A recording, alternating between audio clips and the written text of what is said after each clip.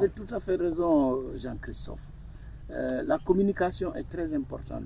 L'information aussi doit changer.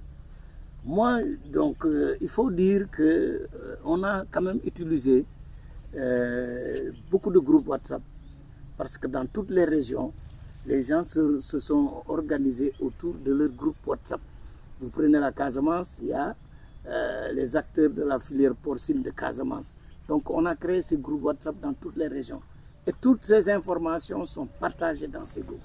En dehors de cela, on a eu à faire des tournées au niveau de toutes ces régions pour sensibiliser, informer. Ce qui reste à faire, c'est d'utiliser par exemple des canaux comme vous. En plus de cela, moi je dirais aussi de demander des émissions au niveau des radios rurales. Surtout. Surtout des radios rurales. Moi, bon, il y a Tchorkat FM qui m'a une fois invité, mais ça ne suffit pas suffisant. Au niveau de Morolan, il y a une radio rurale. Dans toutes les communes pratiquement, il y a des radios rurales. Donc j'attends des invitations dans ces radios-là pour pouvoir vraiment parler. Et aussi, il y a les présidents de ces associations au niveau régional qui doivent aussi prendre le relais parce qu'ils ont les informations. Au niveau du comité d'initiative, l'ensemble des présidents des associations sont dans ce comité. D'accord. Mais malheureusement, parfois, il y a des réunions qui sont convoquées et tu verras un président véreux qui va s'absenter.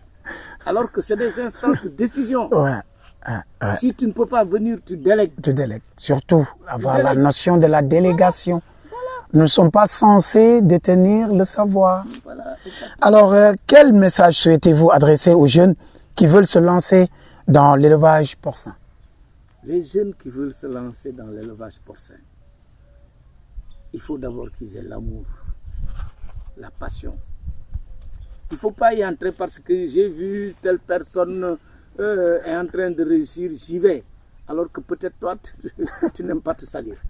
Si tu n'aimes pas te salir, mon ami, pour tu dougou quoi. Alors bon, il faut avoir la passion, l'amour de l'élevage, avoir la patience aussi.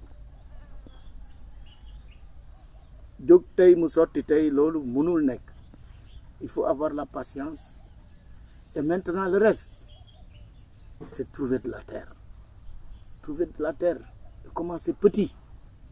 Même si tu n'arrives pas à trouver de la terre, essaye de voir avec quelqu'un qui a de la terre, qui te prête un petit espace pour que tu commences. Il y a des champions qui peuvent aider. Oui. Il y a des champions qui peuvent aider. Moi, je suis prêt à accueillir un jeune ici qui veut faire quelque chose. Moyennant quelque chose, s'il veut par exemple élever ses porcs, day japp ci liggéey bi man ma ebal ko fenn foo xam ne mën na fa yor ay ñaar ñetti mbaam. Am na solo. Am na solo. Boo demee nag ba am doole nga tax nga demal sa bopp. nga demal sa bopp. D'accord. Donc ça c'est important. Il y a des gens qui sont prêts à aider ces jeunes-là. Ok. Aujourd'hui, qu'est-ce que vous dites à ceux qui pensent encore que le porc n'a pas sa place dans l'économie sénégalaise? Bon, ceux qui pensent cela, qui se sont mis le doigt dans l'œil, économiquement parlant, il n'y a pas élevage beaucoup plus rentable. Et mieux encore, il est devant plus rentable que le bœuf, mais je te dis, mais que la volaille. Je te dis, une fois au ministère, j'ai expliqué ça. Comment dirais-je, la prolificité du porc. Quand j'ai expliqué que le porc peut mettre bas 2 à 3 fois dans l'année, et si tu as une bonne race, tu peux avoir des mises bas de 15, 16, 17, 18, 20. Non, il m'a dit, faille, bandana yarmba. Ah ben oui. Je veux dire que bon, ça, quelqu'un qui investit dans ça.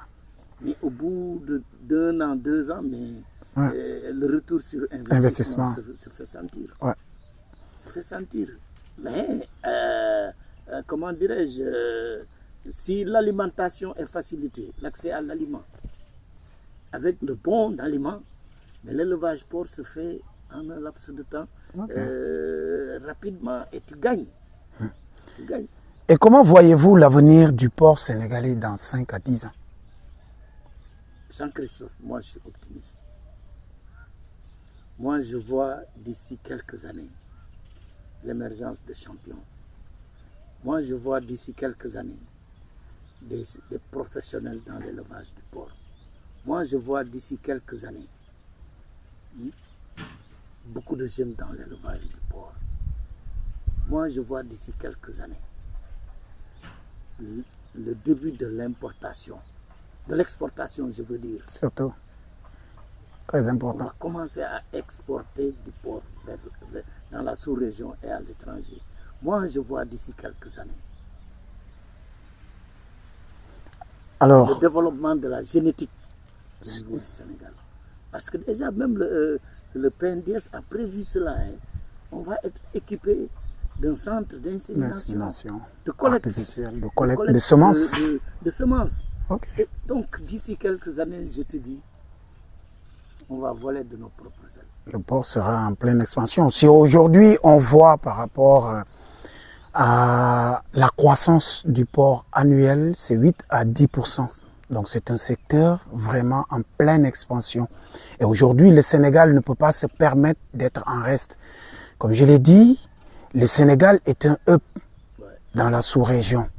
Nous avons la stabilité, nous avons tout ce qu'il faut et nous sommes des exemples au niveau de la sous-région, au niveau de l'Afrique. Aujourd'hui, un dernier mot à l'endroit des consommateurs et des investisseurs. Qu'est-ce que vous leur dites? À l'endroit des investisseurs d'abord, je les appelle à venir investir au Sénégal. Le Sénégal, quand même, c'est un pays stable. On a une stabilité. Les gens vont se chamailler, les politiciens ils vont se chamailler, et après ils vont se retrouver autour d'une table. Ouais, le Sénégal nous appartient à tous. Hein. Ben Bopole, Ken Mounouko Kharignar. Voilà. Aux investisseurs, venez investir au Sénégal. Soutenez la filière porcine et vous ne serez pas déçus. Et aux consommateurs? Les consommateurs,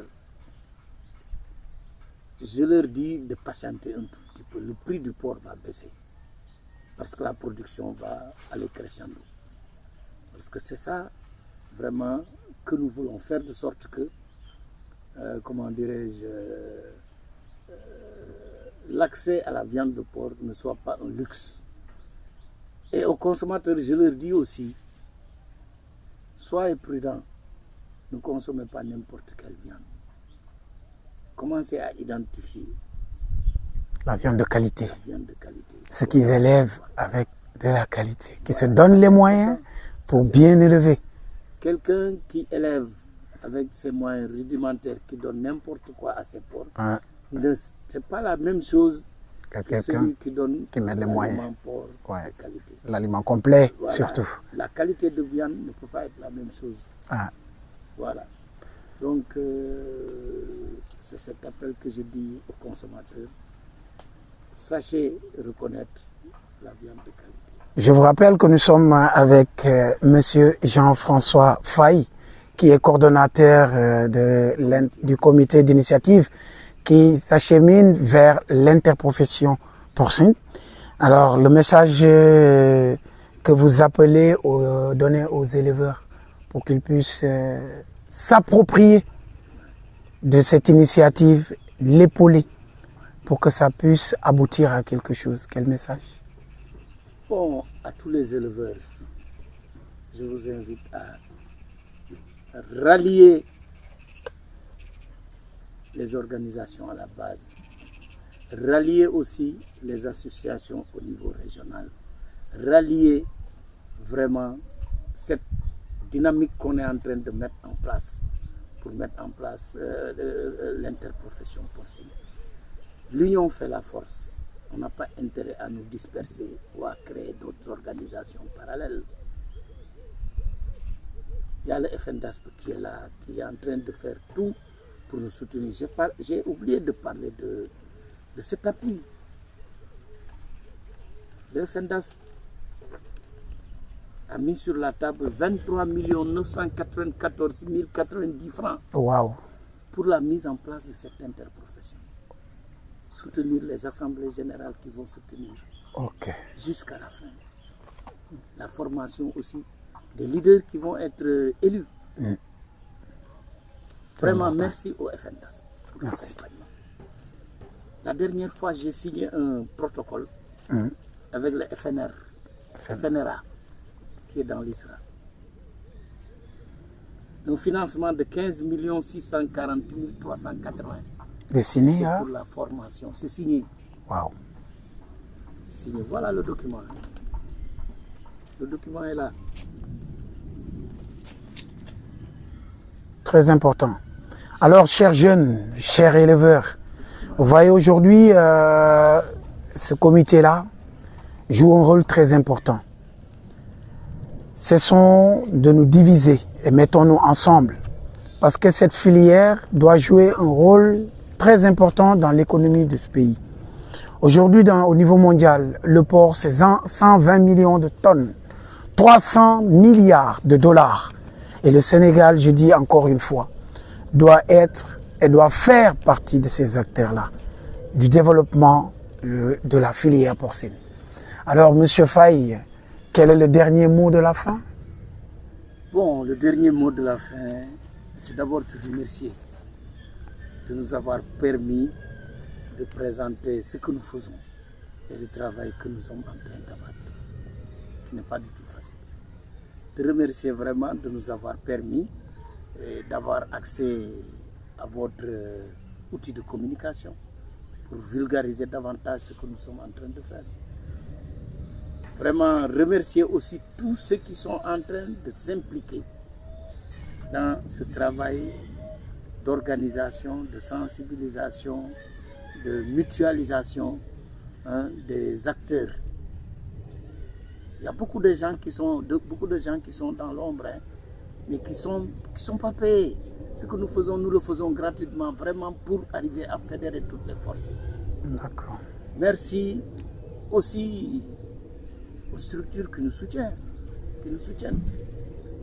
Le FENDASP d'abord, le FONSTAP, le FSRP, le PNDS, mais aussi merci au ministre Mabouba Diagne qui nous donne encore beaucoup de courage pour aller de l'avant. Parce qu'il est derrière nous pour nous soutenir. Franchement, voilà un ministre qui est prêt à nous soutenir et qui se donne à fond. Il suffit de l'interpeller et il se met au service des éleveurs de porc. Merci aussi aux services techniques, au niveau, surtout par rapport à notre région que je connais. Merci à Awassar, une femme dynamique, vraiment limoui dimbalici, éleveur de porc, amul ken ko koy def. Voilà mon mot de fin. Merci, Monsieur Jean-François Faye, pour cette interview. Parlons Porc vous donne rendez-vous à bientôt. Et surtout, restez scotchés. Nous allons continuer à parler de tout ce que nous aimons. Parlons Porc.